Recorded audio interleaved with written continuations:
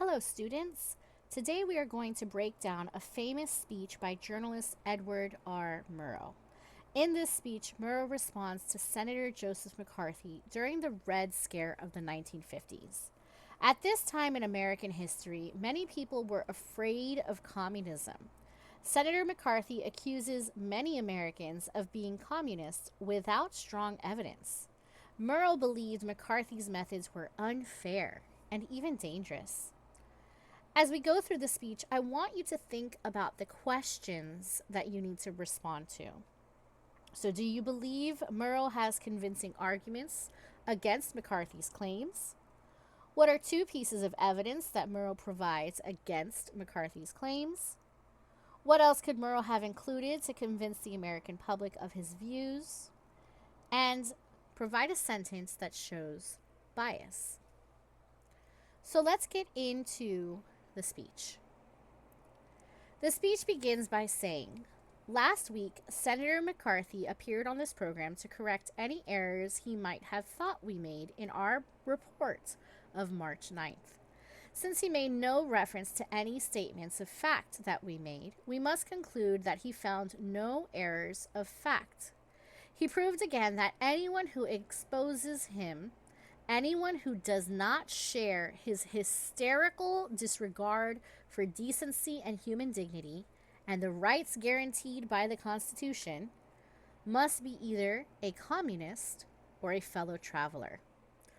Wow, that is a loaded sentence. And by loaded, I mean there is a strong emotional attachment to this sentence.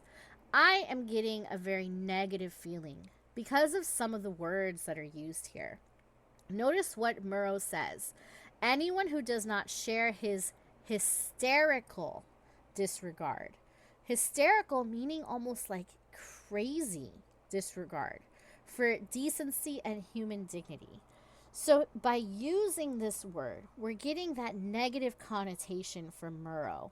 And you can tell that he's being biased. So remember, biased means that you are either in favor of or against someone or something. So Murrow clearly disagrees with McCarthy, and we can see that in his language here within this sentence. It shows Murrow's bias against McCarthy because of the strong negative word, such as hysterical. And if you think about it, he's describing his actions as being unfair, undemocratic, and harmful. Let's continue reading. "I fully expected this treatment." The senator added this reporter's name to a long list of individuals and institutions he has accused of serving the communist cause. So right here, Murrow is saying, I am not the only one that he has accused of being communistic. There is a long list of people and institutions that he has accused, which makes me wonder if he had provided a testimony from these people or institutions about McCarthy and his accusations towards them, would that have made this speech stronger? Let's keep reading. "His proposition is very simple. Anyone who criticizes or opposes McCarthy's methods must be a communist." So this is Murrow's main argument. He's basically saying that anyone who disagrees with him needs to be attacked, essentially, right? McCarthy is going to attack them if they disagree with him. And so he's basically explaining that McCarthy labels critics that don't agree with his views as communists or communistic supporters. And so Murrow believes this is unfair because in a democracy, people should be allowed to disagree. That's the whole point of having our freedom of speech. The speech goes on to say, "And if that be true, there are an awful lot of communists in this world." For the record, let's consider briefly some of the senator's charges.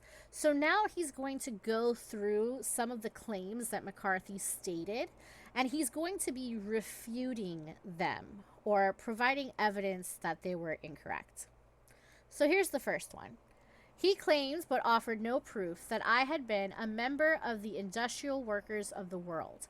That is false. I was never a member of the IWW, never applied for membership. So right away, we are getting an important piece of evidence that McCarthy accused him of being part of a labor organization, and Murrow is having to refute that by saying that is false. So he's denying the accusation right from the beginning. The speech goes on to say, men that I worked with in the Pacific Northwest, in Western Washington, and logging camps will attest that I never had any affiliation or affinity with that organization. Now, if he had provided a testimony from one of these men that he worked with, that probably would have made his argument a little bit stronger in regards to providing evidence to refute that claim. The senator charged that Professor Harold Lasky, a British scholar and politician, dedicated the book to me. That's true. He is dead. He was a socialist. I am not. Notice what he says here about Professor Lasky. He was one of those civilized individuals who did not insist upon agreement with his political principles as a precondition for conversation or friendship. Wow, that is a stab at McCarthy. Basically, he's putting a comparison between Professor Lasky and McCarthy and saying McCarthy doesn't let people talk to him unless they agree with his beliefs.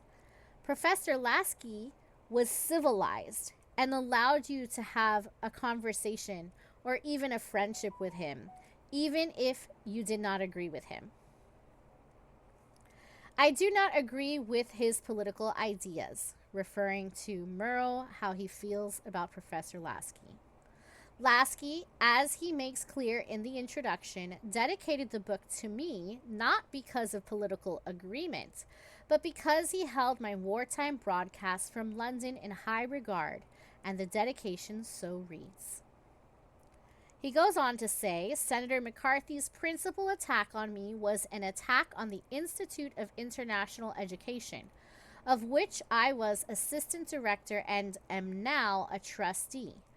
Now, we're going to pause really quick. These next 3 paragraphs are all about this next accusation that McCarthy made about Murrow and his involvement with the Institution of International Education. So he worked here and he says, I am now a trustee, together with such people as John Foster Dulles, Milton Eisenhower, Ralph G. Bunch, Virginia Gildersleeve, Philip Reed, to name just a few. That institution sponsored, acted as the registering agent for summer schools in foreign countries, including England, France, and Germany, and one in the Soviet Union in 1934. It has arranged in all some 30,000 exchanges of students and professors between the United States and over 50 foreign countries. So it looks like this institution he works for arranges student exchange programs, basically. It allows students and professors to go from one country to the next in an effort to pursue education. The man primarily responsible for starting this institute was Nicholas Murray Butler in 1919.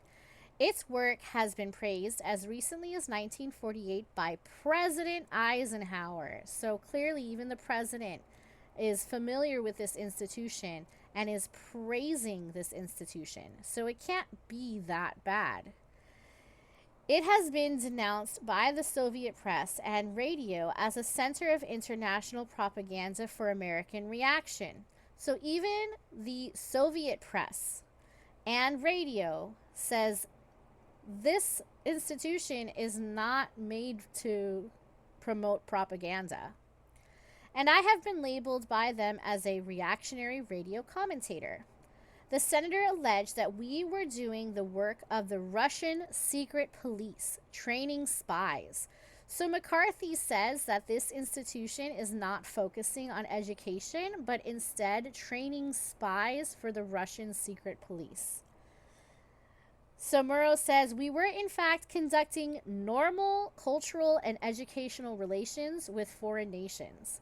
The Moscow summer session was canceled in 1935 by the Russian authorities. So the fact that the Russian authorities canceled one of the summer sessions proves that they're not training Russian spies at this institution. So again, he's providing this evidence to prove that those claims were inaccurate. I believed 20 years ago, and I believe today, that mature Americans can engage in conversation and controversy, the clash of ideas, with communists anywhere in the world without becoming contaminated or converted. I believe that our faith, our conviction, our determination are stronger than theirs, and that we can compete, and successfully, not only in the area of bombs, but in the area of ideas.